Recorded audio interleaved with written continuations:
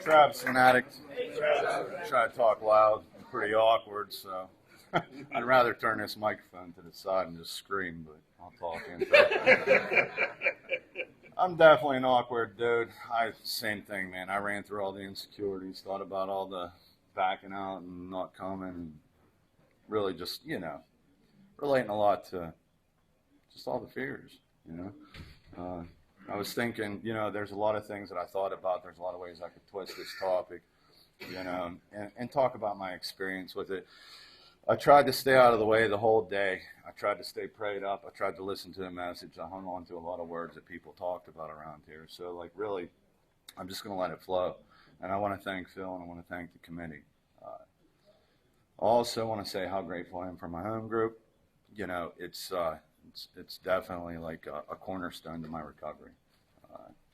Obviously the 12 steps and the traditions and so on. So, there's just so many things I could talk about, but what I was really relating to on this rainy day, my clean date's 11/7/11.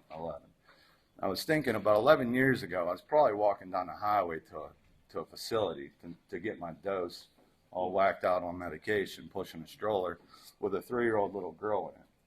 And the best decision I could come up with at that time was if I jumped out in front of a moving truck, she'd probably have a better life. And I was thinking about that as Bill was talking about all of his adventures, and I was thinking that I'm a pretty boring guy because I don't do I don't do half the stuff he does. So it's truly humbling to get up here and talk about who I used to be. I mean, there's no greater humility in it. Talking about wanting to jump out in front of a moving vehicle to save a little girl's life. It's just, there's no greater humility.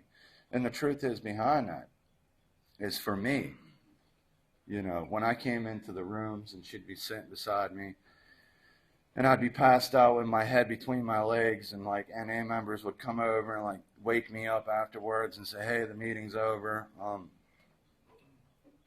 Thank God I never got kicked out of Narcotics Anonymous. I was the type of addict that thought I was cool and slide into the bathroom and get high. Come in and nobody knew, And so I really thought about that, and I know this is talking about living the program, but the truth is that attraction that kept me coming back initially, other members living the program allowed me to want to come back.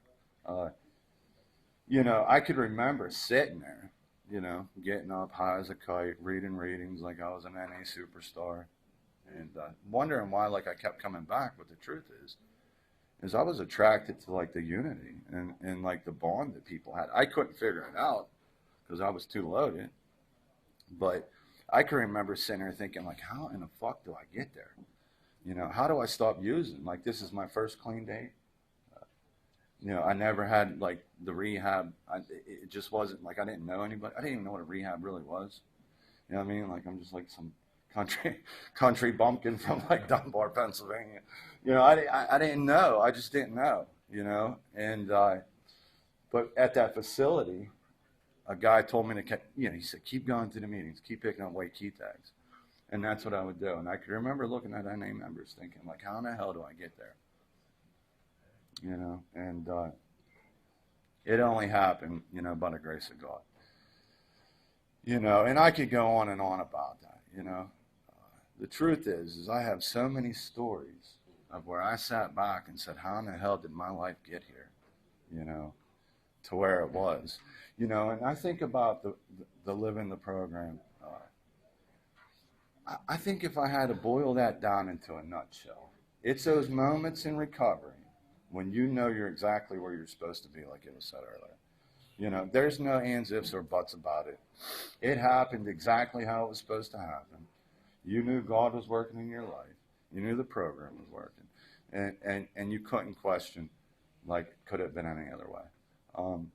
And I got so many stories like that. When I talk about my little girl, I got clean. I couldn't do it for myself. I just couldn't. God bless you if you loved yourself enough or got in enough trouble. Hey, I fucking hated myself. You know, if I could have probably took my life, I probably would have done that. You know, but the truth is I had to use something other than me to get clean. And I used this little girl. And when I got clean, I was so screwed up. I couldn't like read readings. I couldn't talk. I couldn't, you know, I literally signed custody of her away, you know, and people would say, hey man, if you focus on staying clean, you know, you'll have that. You'll never have to live through that again if you stay clean. You know, and I can remember it with 60 days clean, sitting at a table, shaking, you know, like a fucking twig, because I was signing custody of my kid over, you know, and I'm thinking, holy shit, you know, and, you know, but it's crazy when we can tap into things. People was talking about the 10th step, and I read a line in It Works on Why earlier, and, you know, it talked about like coming into like understanding our assets a little bit better. And the truth is my recovery, the foundation of it is it's built on pain. You know, clearly, like I've learned what not to do here, and I've learned how to tap into that and do something different, using the program, using a sponsor and a support group and the steps and the things that we do here.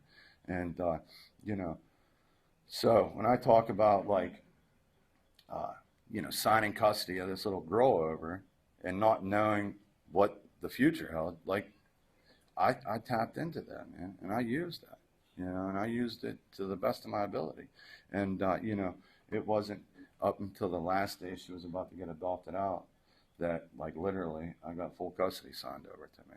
Her mother still out using, you know what I mean? And that's just one small story. I mean, I can tell you stories and stories and stories, but the truth is even when I got her back, you'd think she'd been like one of them little emo kids, you know, like the dark. She was still like trying to like grow herself and like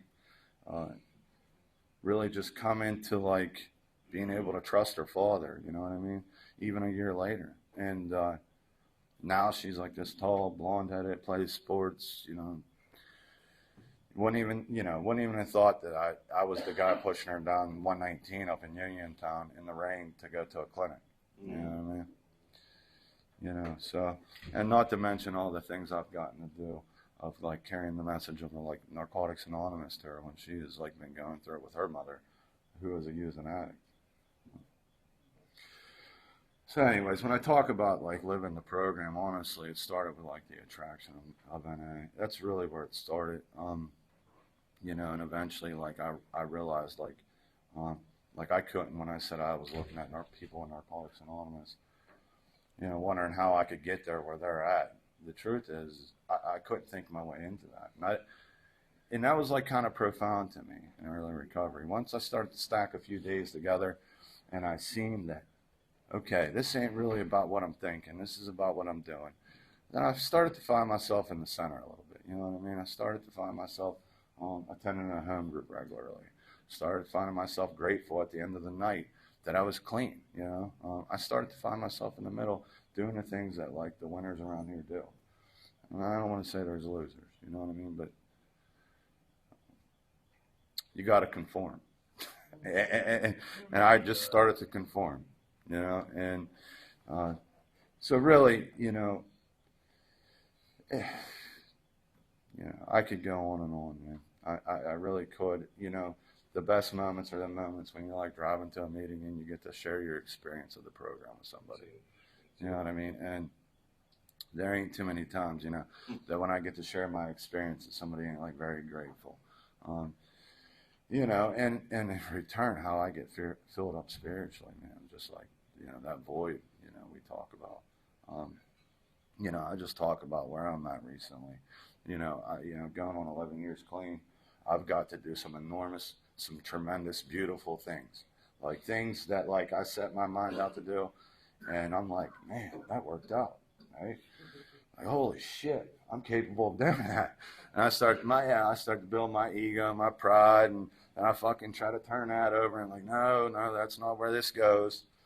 You know, but recently it's really about my expectations on myself and my higher power. And here's the thing, for me, it's a give and take. It's a pull, you know, and let go situation. You know, I haven't arrived. I constantly, you know, am trying to turn things over. And the biggest thing I'm trying to turn over right now is really just not putting such high expectations on my higher power. Believe me, I've received enough blessings to last a lifetime. But the truth is the addict in me says, I want more. I want more. Give me more. I like this. This feels good, you know. And so, like, really, just trying to get a realistic look at that, man. And you know, and that's where I'm trying to like live the program today. So, you know, I've learned a lot of what not to do, you know, by watching addicts, you know, and I don't want to like put nobody down, you know what I mean? But one of the biggest things I learned, I'm gonna try to watch how I say this. There's a guy, a lot of clean time, man, and I remember watching this fucking guy. Every time he had a problem, his whole world was about that problem. To the point where you wanted to avoid the guy. You know, like, holy fuck, he's going to talk about it. You know what I mean? Now, meanwhile, he ain't fucking really helping nobody, right? So, like, I knew, for me, if I wanted to, like, try to live this program, and I knew this early on, and I got through most of my situations, constantly helping people, sponsoring guys, staying on the phone with my sponsor, you know, talking to newcomers, no matter what was going on with me. You know, trying to give back. And I thought to myself, I don't want to fucking be this guy. You know what I mean? I just truly don't. And the guy used, you know, so like, you know, and it's not because I want to be right. Because I've got some good intuitive thinking since I've come into Narcotics Anonymous. People fucking are surprised at shit I can predict.